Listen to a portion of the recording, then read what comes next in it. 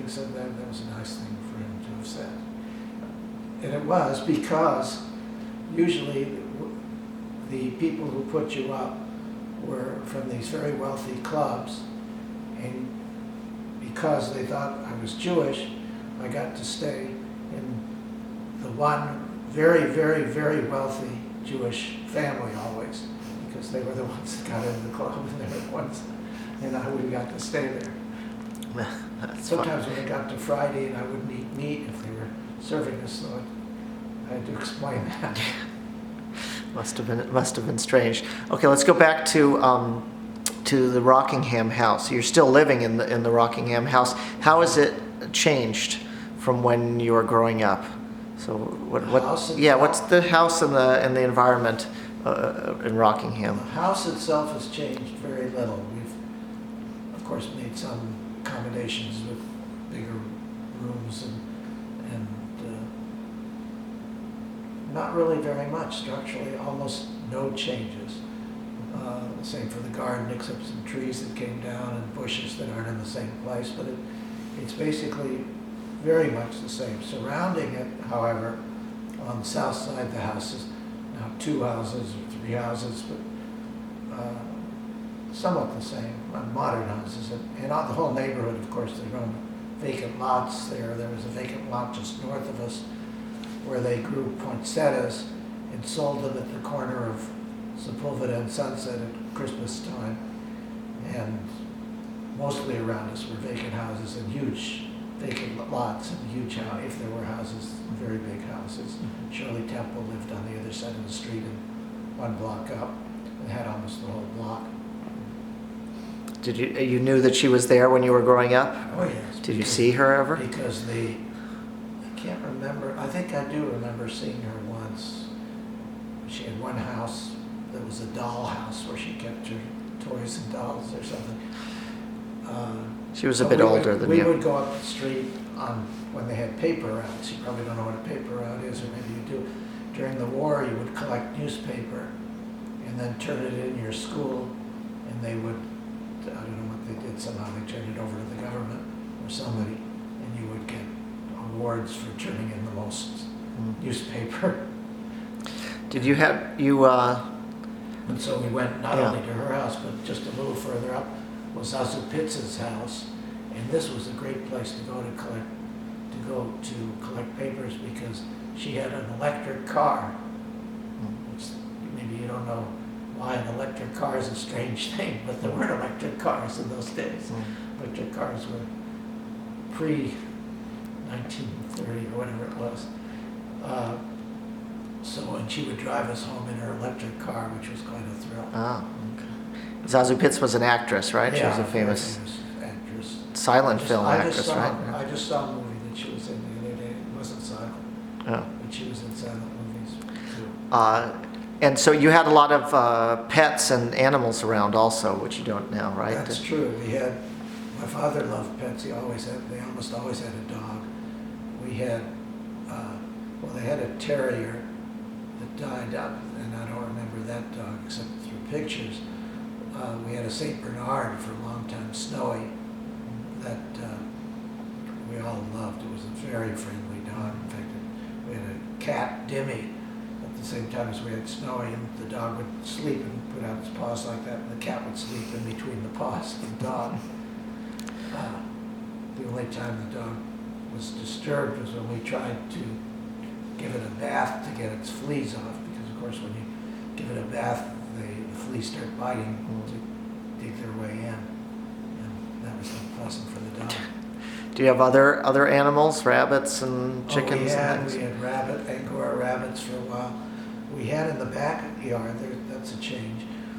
In the backyard we had a pen for chickens, and we also had a rooster, and I can sort of remember the rooster used to pick on my hair, and then we ate it.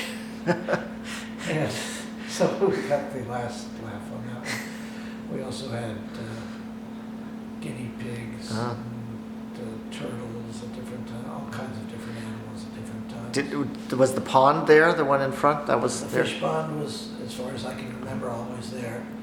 It's a little different in that there was a hedge around it, I believe, and then another hedge around where the grass was, and of course, where there's a circle that is now asphalt, and that was gravel around there. There's some, We, by the way, yeah. I think of this often, that we would run around on the gravel in our bare feet, and it wouldn't hurt at all, because we were so used to it, walking in our, and once we got used to wearing shoes, we couldn't walk in the gravel anymore. There was some episode with a beehive also, wasn't there? Didn't you dig up a That beehive? happened much later. I remember an earlier episode with a bee in the front of our yard, and I don't know why I remember this, except it must have been very traumatic for me, where there was a bee in the driveway, and it seemed to be injured or something, and I tried to help it. Well, the result was I got stung. So I was very upset that a bee would sting me when I was trying to help it. But later, we were trying to get rid of some of the straw and stuff, growth that was in our backyard, and we were raking it out, and we ran into a beehive that was in the ground, and it was something really like you see in, I don't know if you see those in comic strips and in movies where the bees are chasing you, and where usually it's the bear that's getting the honey and the bees start chasing you. And this happened to me when I raked into the beehive and they started chasing after me. And my mother really had a very good reaction, as opposed to my reaction. She got me running inside the house right away and immediately put me in a Epsom salt bath. And I must have had about 20, 30 stings, no reaction.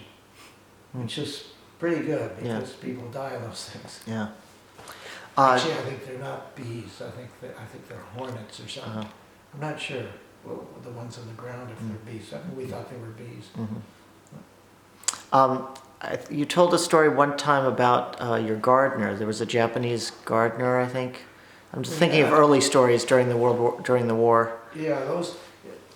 One of the things about, we have to be very careful, Larry and I, and we try to be, because a lot of the things we say are things that we heard, and then we think we saw them and remember them.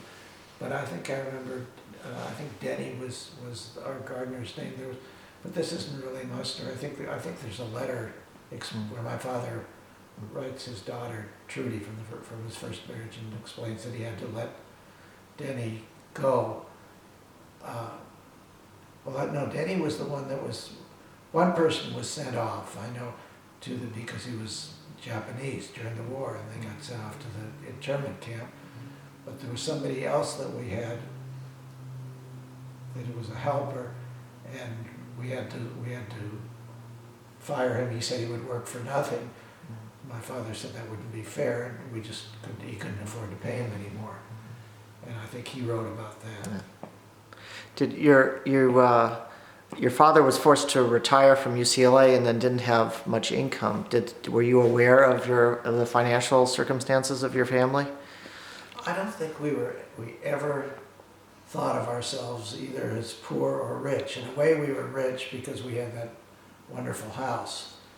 But in the society in which we lived, I'm talking about the kid with his society, I think we were a little bit deprived, not tremendously.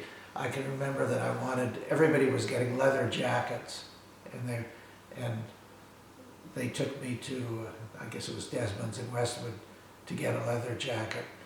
And there were two there that I was trying on.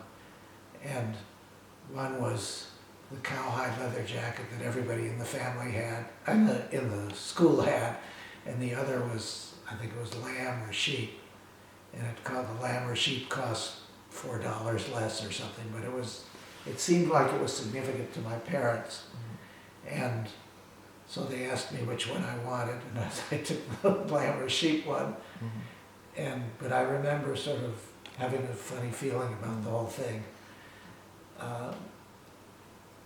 So again, I think, we didn't live luxuriously.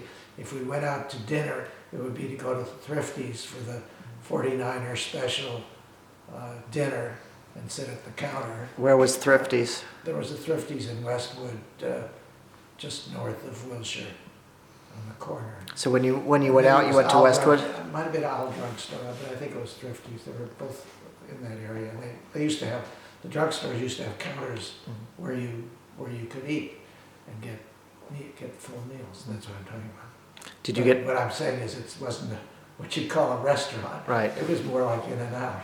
Yeah. Except you ate there. So you went. Let's go back to your school. So you transferred to St. Paul the Apostle, and you were there from when until Through the eighth grade. And how did you do there? Third to eighth grade. I did very well. I was, as I said, I was so scared of the nuns, I think. But I'm not sure that was the reason. But I was very good in deportment, and I was also first in the class most of the time. First and second. By the time I was in the eighth grade, I was first, because I remember, I think I showed you the other day, or maybe it was Ricky, the medal I got for being general excellence. It was the best in the class. But you never got straight A's, right? Well, I had some problems. I know what you're bringing up. I had some problems. I was a pretty good athlete, and not the best in the class, but one of the best.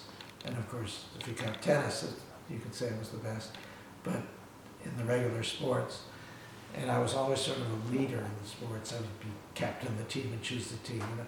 And one thing I think I can say about myself, I was very nice to the not so good players. There were always people that they didn't want to let them play at all, and I always said you could play on our